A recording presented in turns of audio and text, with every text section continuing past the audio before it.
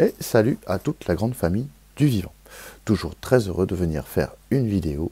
Et aujourd'hui, on va débunker pour l'éternité cette histoire de retraite, puisque je vois que ça fait un mois que tout le monde en parle et que personne n'a pu me dire, ni même je n'ai pas pu entendre non plus la véritable signification de cette réforme. Alors, une fois de plus, en exclusivité sur ma chaîne, je vais vous donner la véritable grille de lecture, la véritable signification, le véritable but caché derrière la réforme des retraites.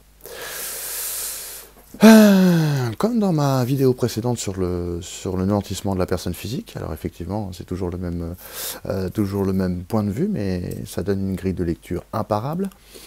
Donc dans cette vidéo, je disais que effectivement à votre naissance, l'État vous donne est capable de calculer votre valeur et cette valeur sert de garantie pour la dette publique.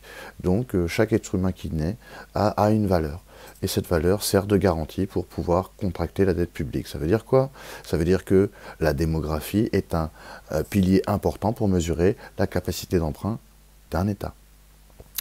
Ça veut dire quoi? Ça veut dire quoi aussi? Ça veut dire que si on fait venir plein d'êtres humains, hein, ce que vous appelez migrants, si on fait venir plein d'êtres humains, alors on augmente le nombre de garants. Et donc, on augmente la capacité d'emprunt. Sauf que quand on est vraiment très endetté comme l'est l'État français et les États occidentaux de manière générale, ça ne suffit pas. Ça ne suffit pas, il faudrait trouver quelque chose qui soit vraiment à la racine en fait. Eh bien en fait, plutôt que d'augmenter le nombre de garants, la réforme des retraites augmente le montant de la garantie de chaque être humain qui naît. C'est tout, ils augmentent le montant de chaque être humain qui naît puisqu'il va vivre plus longtemps, tout simplement parce que ces calculs, le calcul sur lesquels se base l'État pour calculer ça, c'est les calculs d'assurance vie, et donc c'est les tables de mortalité actuarielle, c'est-à-dire des graphiques d'âge, de vie et de mort des hommes et des femmes en moyenne en France. Et donc comme ce temps s'est allongé, ce temps de vie, hein, on parle de l'allongement du temps de travail, non, on parle de l'allongement de la vie. L'allongement de la vie fait que votre capacité à contracter et rembourser une dette est plus longue, et donc elle est plus grande.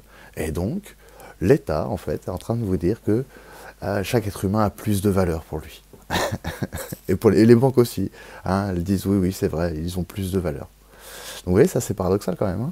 Hein. Nous avons plus de valeur aux yeux de notre président et vous comprenez bien qu'on est une chance pour la France. Hein. Ça c'est à n'en point douter. Une chance pour la société française, bien sûr, de pouvoir continuer à toujours emprunter plus, jusqu'à on ne sait où. C'est tout. J'ai envie de vous dire à bientôt.